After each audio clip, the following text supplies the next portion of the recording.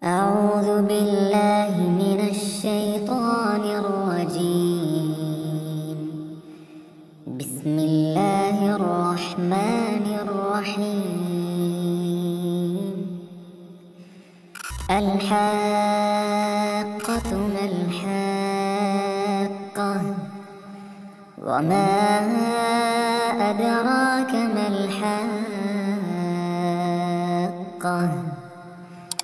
كذبت ثمود وعاد بالقارعة فأما ثمود فأهلكوا بالطاغية وأما عاد فأهلكوا بريح صرصر عاتية سخرها عليهم 7 ليال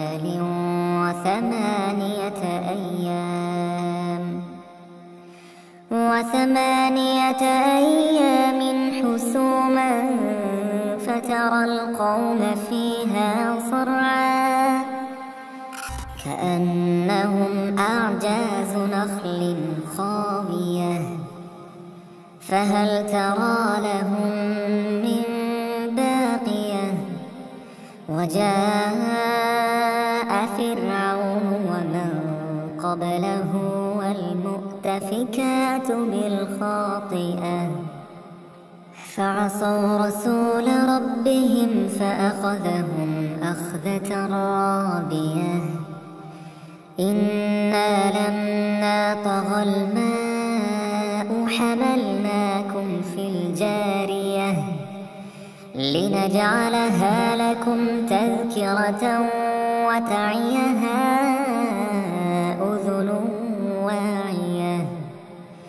فإذا نفخ في الصور نفخة واحدة وحملت الأرض والجبال فدكتا دكة واحدة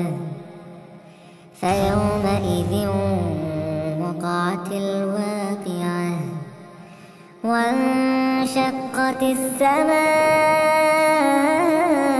فهي يومئذ واهية والملك على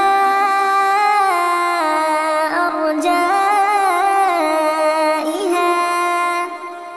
ويحمل عرش ربك فوقهم يومئذ 8 يومئذ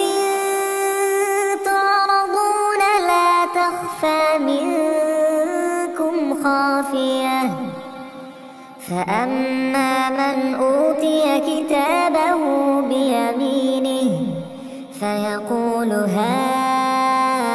هاؤم اقرءوا كتابيه إني ظننت أني ملاق حسابيه فهو في عيشة راضية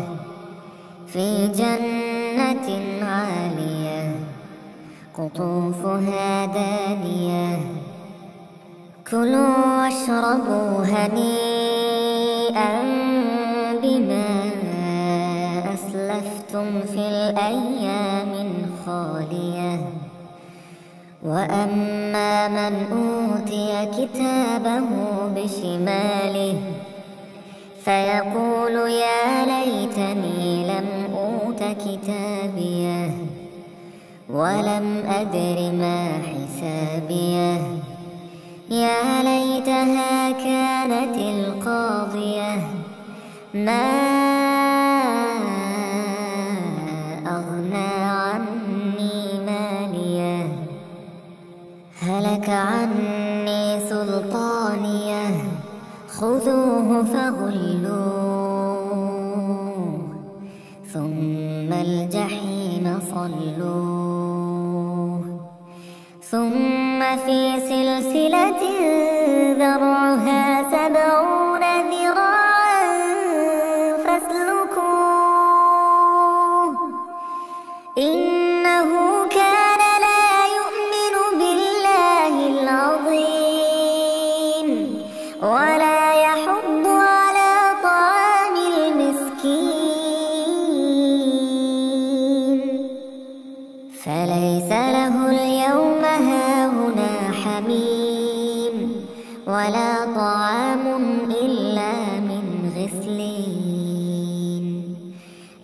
لا يأكله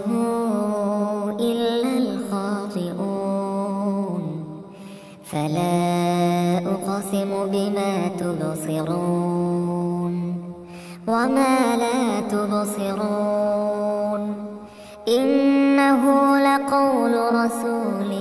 كريم وما هو بقول شاعر قليلا ما تؤمنون ولا بقول كاهن قليلا ما تذكرون تنزيل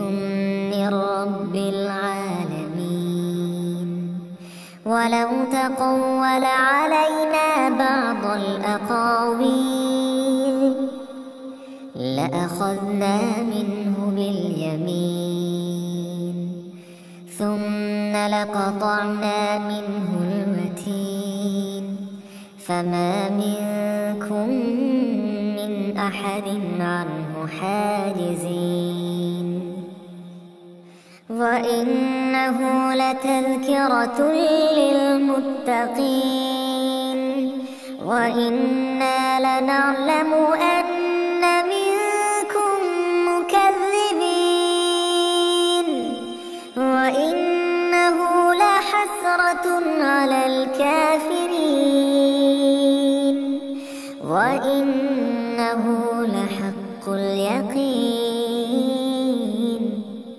فسبح باسم ربك العظيم.